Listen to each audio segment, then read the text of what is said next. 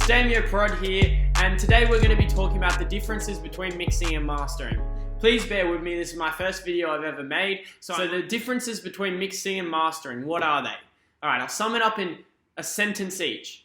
Mixing is when you get all the different elements of your track, such as your bass, your guitar, your drums, and you mix them out into one stereo file.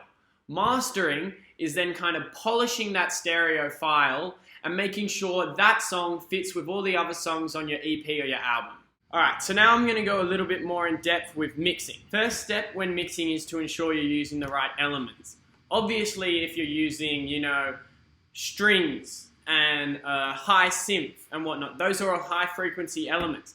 And if you're using too many of those, no matter the amount of mixing you do, it's just not going to come together the way you want it to. So once you've picked some elements, you've got your bass, your strings, and your drums, then you go into the step of mixing. I like to think of mixing as a fairly creative process. The way I like to visualize mixing is as a painting. You've got your mid-ground, your foreground, and your background.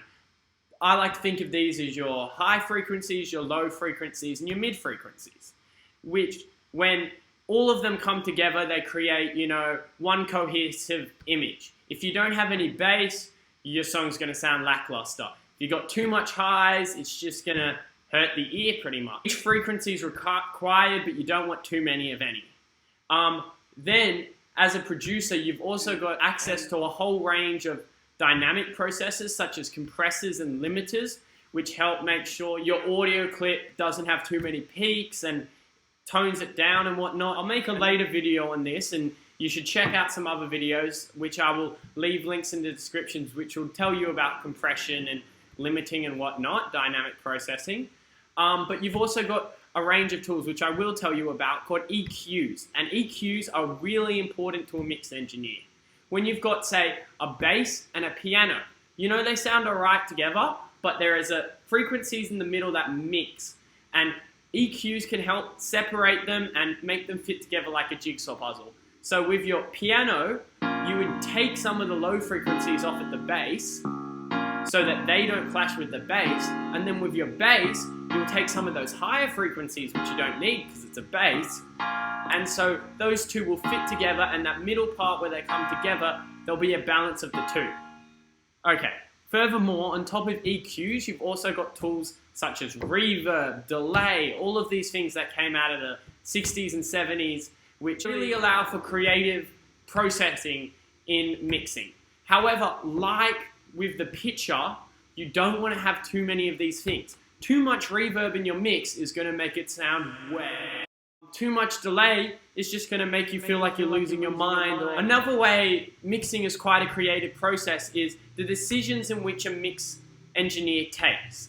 So in a lo-fi beat, the snare isn't going to be that prominent in the mix. So you'll probably have other high frequencies taking up that snare space. However, in a trap song, you want that snare to clap. And that's a decision the mix engineer will make, deciding on, whether he wants a clappy snare or he wants the lo-fi snare. Both create a full picture, however, they create a different feel or emotion. So the master of a song will receive the mix as one stereo breakdown file. This file will have already been mixed, and they've got no need to kind of adjust each element. They're just playing with that one stereo file. They will also usually receive some notes from the artist to do with, how they want it to feel. Because as a master engineer, you have the ability to make a song really hard or really soft and whatnot. Also, another step this master engineer will have to look at is what the other songs in the project will sound like and try to adjust them so they sound the same. Another element a master engineer will add in is the fade-ins and outs. So the engineer's job is putting the finishing touches onto the mix, polishing it off. If there's a frequency that they just don't sit with, they can add a little EQ, but nothing super drastic to the end project. Another little thing some master engineers put in is encoding into their song, just for copyright reasons. The main tools a master engineer will use are EQ, compression, and limiting. A mastering engineer works to help the artist out. You can master your own song. However, I'd suggest getting it mastered by a third party, because after you've heard it so much, mixing it, it's good to get that extra piece of those extra ears on. All right, so final breakdown. What's the difference between mixing and mastering? Mixing is when you mix all the individual elements into a song into one final breakdown. Mastering is when you receive that final breakdown, polish it off, make sure it sounds good with the other songs in the album, and you create the final master of that song. Thanks everyone for watching. If you want to check out my YouTube channel, I've got some free beats up there, and I'll continue to post videos like this explaining different theory, but then also explaining how I make some of my tracks, some of the tools I use, and whatnot.